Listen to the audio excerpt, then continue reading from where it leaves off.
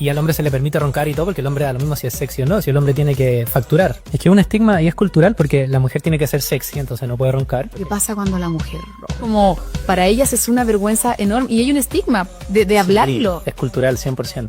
Porque la mujer no va a decir tan fácilmente que ronca. De hecho, a mí me lo dicen porque dentro de la amistad y todo, no, es como tan mal visto que la mujer ronque, y yo creo que de verdad hay mucha mujer que está subdiagnosticada en ronquillo y en trastorno del sueño. Los temas no se tratan en consultas con un especialista, o sea,